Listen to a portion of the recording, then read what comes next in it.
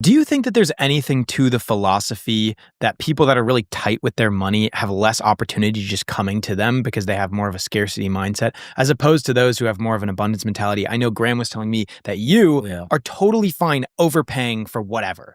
Like you don't even really consider it. I was talking about the Ford GT, and I'm like, Jason, you might be overpaying by 20, 30, and plus sales tax on top of that. If you just wait and you're like, dude, I don't give a, I'm not going to waste I just want the car. I totally. So I have always been. I had a lot of what's the word? Risk tolerance. Tolerance. Yeah, thank you. I've always had a lot of tolerance for risk in my investments. I'm okay losing money. I think in order to make money, you have to be pretty risky. If you're too careful, if you have $1 million today and you are a careful investor, you'll have $3 million in 20 years. And at best, maybe, honestly, not even that. You probably have $2 million in 20 years. And a more aggressive investor would probably have $5 million in 20 years. So it's a big difference. I'm a believer in taking risky investments, not stupid investments, but like, again, this, a lot of people told me not to invest in TMF because it's 3 times leverage. And it's like, who gives a shit? So I'm taking, I believe strongly that the treasury yield's going to come down. I mean, I think that's an intelligent risk. I put a ton of money into the market when Trump announced the tariffs and the market crashed. I think it's very intelligent to believe the market's going to recover. I think that's I guess you're taking a big risk, but I think those are calculated. It's not just that though. I think it's overall, from what I've seen, you spend a lot of money. I mean, at least compared to what I'm used to, the dinners and the experiences and the cars and the houses and the trinkets and the watches and the going out and the entertainment. It's like I remember seeing some of this. I don't have kids, and I don't need to die with money. I mean, I worked hard and I continue to work hard to have fun. I think money doesn't do anything sitting in my bank. I am all about spending my money, as you well know. But I'm not shy about it. Do you think that's giving you more opportunity than, let's just say, me on the other hand, I think it's who's giving me more happiness. Oh, I don't think it's giving me more opportunity. You don't think that you've going out and buying I just bought a Rolls Royce for $500,000. I don't think that's giving me opportunity. Do you think it's fun as shit? But the abundance of living that life, I do think, I'm a pretty firm believer that it does end up somehow coming back to you. Maybe in the way of like someone sees you in a Rolls Royce, so you get a connection because you're wearing a watch, or you go to a fancy dinner, and so instead of staying at home, you meet someone and then you do deals with them, and you develop a relationship, you enter that web of people. Or it could be in such a way of just like what you put out is kind of like, what you back. get. Yeah. I mean, I don't want to go there because I think there are too many people that shouldn't be doing that pretend that they're wealthy and they're running out there and buying bottle service and dumb shit. So I wouldn't encourage that behavior unless you can afford it within your means. Also, if you have a family and a wife or whatever, then probably not the best idea. I purposely don't have kids because I want to go around, and I want to buy a Ford GT and a Rolls Royce. And I want to go fly first class to wherever with my girlfriend. I mean, that's, to me, I don't understand how people work hard and have money and don't do that. I really don't get it. I think they're fun. They're fun coupons. That's what money is. They're fun coupons. Why are you leaving fun coupons in the bank? Go use them to have fun. If you're rich, what's the best thing to spend money on? There's not one thing. I think clothes. Really? I think people say that's the lowest ROI. Yeah, no, I love clothes. I love cars. I love travel, food. But you can't spend that much money on food. Let's be honest. I mean, you can't go out and buy a $500,000 dinner. You can buy a $500,000 car. So I'll say travel. Definitely travel. Spend $100,000 on a European vacation. But I will say arguably the most fun that I have with my money, best ROI, is spending it on other people. I love being able to do things with my friends. I think it's great that I can provide opportunities for my friends, traveling or dinners or whatever that they wouldn't otherwise do. I also don't understand why people who have money, to me, if you're at a dinner, the person who's least affected by paying the bill should pay the bill.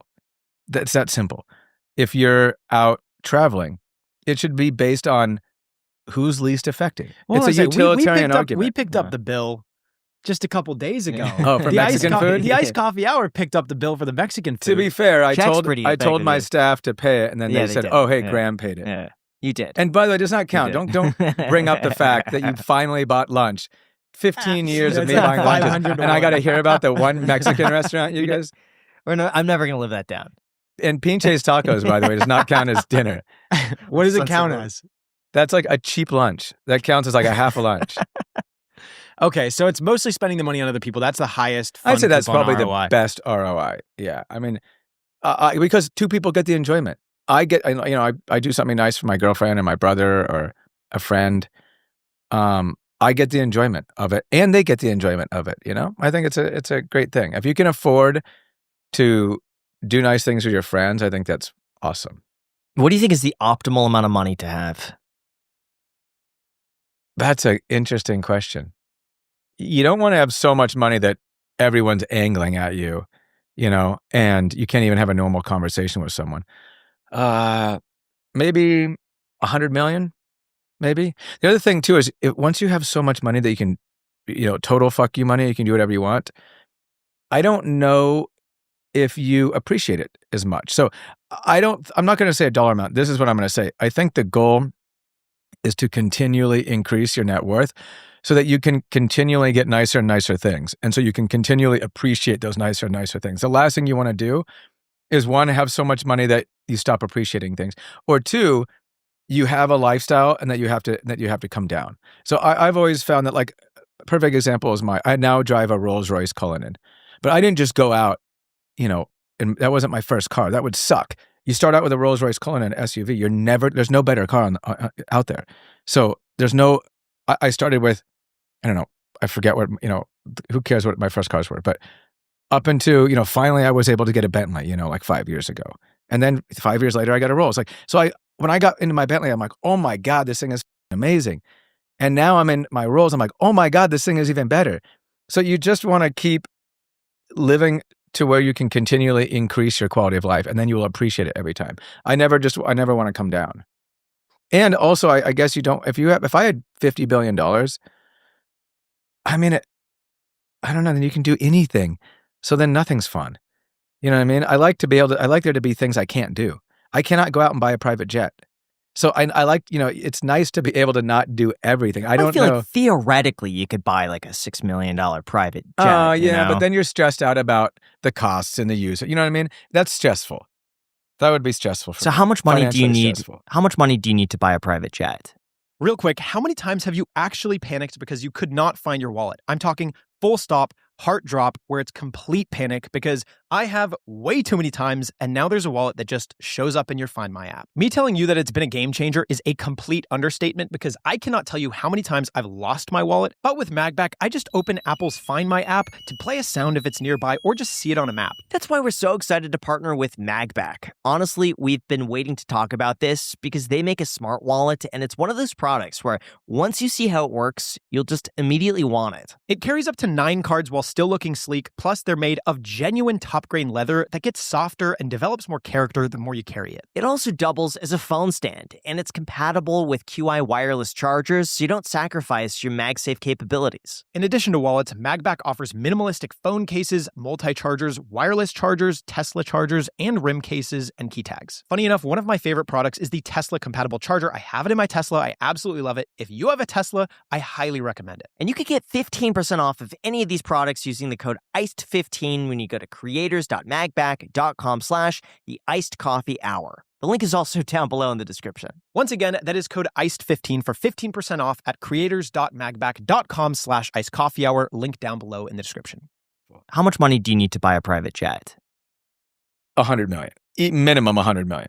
Probably 200 million to even start thinking about a private jet. Okay. Yeah. I'm not there. What if That's fine. What if you traveled a lot? You used it like a few times First a of all, week. I'm not even. If you travel a lot, like to Europe and what you're talking about, those private jets cost like $30-40 million. You got to be worth like $400 million before you're stepping up like that. And I'm not even a huge fan of flying private because I get nervous. Turbulence, and then the pilot's not going to be probably as good as like a commercial pilot. And the bigger the plane, the safer it is, the less turbulence. I mean, more crashes on private planes than commercial planes. What's the biggest lesson you've learned about money that nobody teaches you? I mean, I would say that money does buy happiness. People tell you that it doesn't. I think it does. Doesn't guarantee happiness. I think that's what the saying should be. Money doesn't guarantee happiness, because that's true. Money definitely buys happiness, though. And I think that maybe people don't realize that money is meant to be spent. I mean, I think you're on this planet for only so many years. I don't understand how people are wealthy and don't spend it. And then the other thing is, I guess, I would circling back on this, spend it on your friends. I encourage my mom. Yeah, Jack. My mom has, I beg my mom to spend money. She's buying a Porsche right now. I mean, she's never had a nice car. She hasn't had a car, over 100,000. Well, not probably.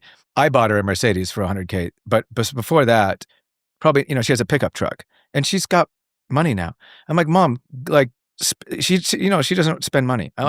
I beg her to spend money. I actually have long conversation with her. I think that some people need to be encouraged to open up and enjoy the fruits of their labor. I don't know why so many people have money and don't spend it. So what's your advice to me? Yeah.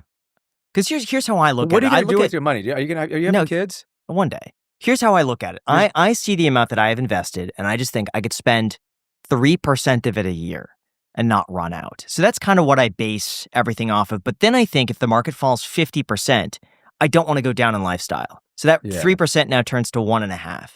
And I spend that. That's it. 1.5%. Wait, but does that assume that you're not making any money? Yes. So but everything you are making money. Yeah. So that adds to the top. And then I could spend 1.5% of what's invested. Well, but then you have to figure out you also have to minus how many years you have left.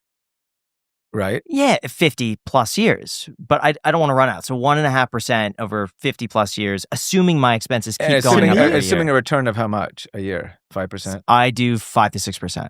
To me, this sounds borderline mental disorder. No, I don't think that. I think 1.5%. If the market falls 50%, I don't want to be affected by it. I don't even want to think about it. I want to be like. I think what you should do is be diversified enough that doesn't happen. Oh, I am, but you can hedge. Still Let me give you a perfect example of how you can hedge that. I'm really pitching 30-year treasuries. The inverse, 3x leverage. Buy a 30-year treasury. Why? Because if we go into recession, what's the Fed do? Lowers rates. So you could put in I'm just going to say you have $20 million.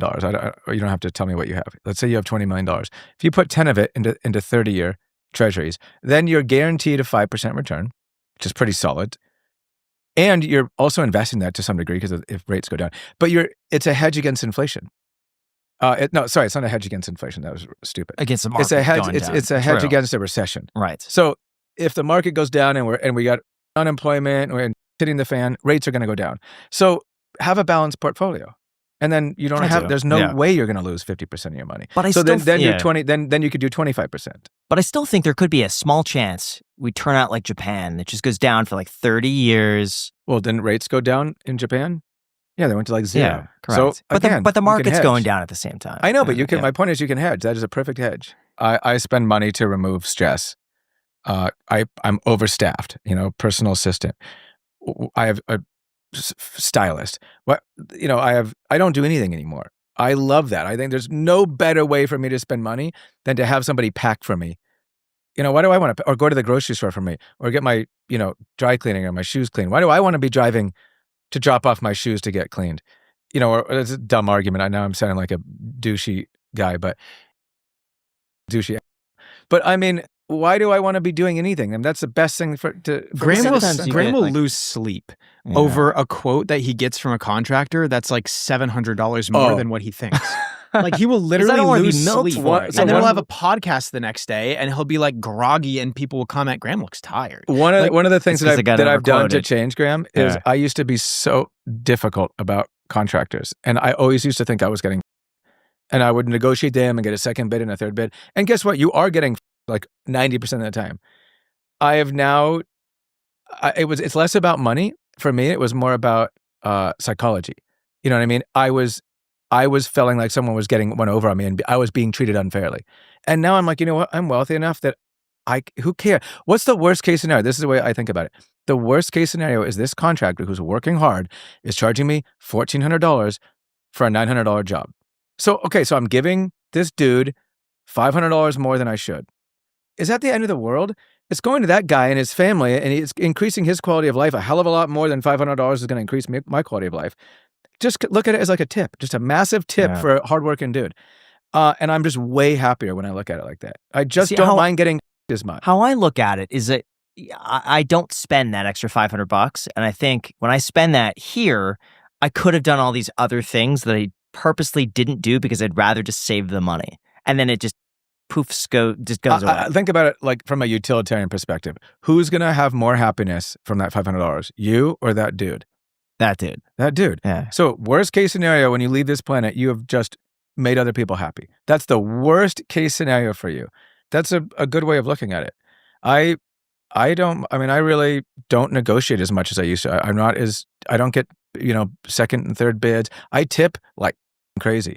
Tip $100 to everybody. I mean, so the bathroom attendant or the valet is going to get $100? Do you know what he's going to do with that? He's going to take his girlfriend to dinner and have a whole good night. What am I going to do with $100? I don't even know nothing. I don't know what you can do with $100. So buy tacos. Yeah, exactly. Buy Graham lunch. So that I think you have to look at it like that's the same reason why I buy dinner. I've never, in 10 years, I don't think I've never not picked up a tab unless, someone's adamant about it. Because it doesn't affect me and it affects other people. I would always look at it like that from a utilitarian perspective. And it feels good. Yeah. It feels good to the main be generous. thing that I see is like, sure, Graham could be spending money to increase the quality of his life, but at the same point, the thing that it sucks to see is when he's stressed out over these money issues, and he's on the phone with contractors trying to negotiate something down and on hold for an hour, and he's like clearly stressed out, and he gets anxious, and he gets angry, and he gets all of these negative things. What about hiring a personal assistant that just does all of that for you? Just pay a person $100,000 a year. The thing is, it comes up so infrequently, and it's so like last minute. Where today I have nothing, but then it could be one phone call at 4 p.m. that just comes out of the blue, and now it's like I really wanted someone to come over, and like quality deal of life with someone is more important than money. If you have the money to not have to worry about that, then and you're still worrying about it, then you're not using your fun coupons appropriately, Graham. They're really meant to be like to de-stress. I have very little stress in my life. I use money to de-stress my life. That's the best thing you can use it for. I'm still rooted to like how much I feel like $1,000 is for, like, because I remember like $1,000 commission early on would be like, oh wow, I could do this and this and this and make this last and invest it here. That just having it go away in seconds feels like it's irresponsible. I know you have a problem because I went gambling with you and you lost like $30 and he got so upset. And I was like, dude, this is not fun. I'm like losing like $7,000 and I don't even give a shit. And Graham lost $30 and he's like, I'm done. I'm so done with this. He's so upset. I don't know, bro. We're cut from a different cloth. Also, the other thing too is I think that you would be just as happy with half as much money. I don't think you would really. Yeah. So I think you should spend the shit out of it, bro. And the other thing too is, like, I bought the $450,000 Ford GT. That is not spending $450,000. Just like, or my Rolls Royce, or I buy baseball cards or whiskey, like whatever the it is I'm buying, or artwork. It's not like I can't sell it in the future, or a watch. Let's say I buy a $30,000 Rolex. Someone's like, "Oh my God, you spent $30,000." No, I spent $5,000 because I'll probably be able to sell that thing in a few years for $25,000. So who cares? So I only look at it as spending $5,000. All I do is look at how much money I'm losing. When I bought that Ford GT, maybe I'll lose 50 or 70, maybe I'll lose $100,000 max, with taxes and maintenance, and I'll have it for, let's say, 10 years. So I look at that as spending $100,000. I don't look at it as spending $500,000.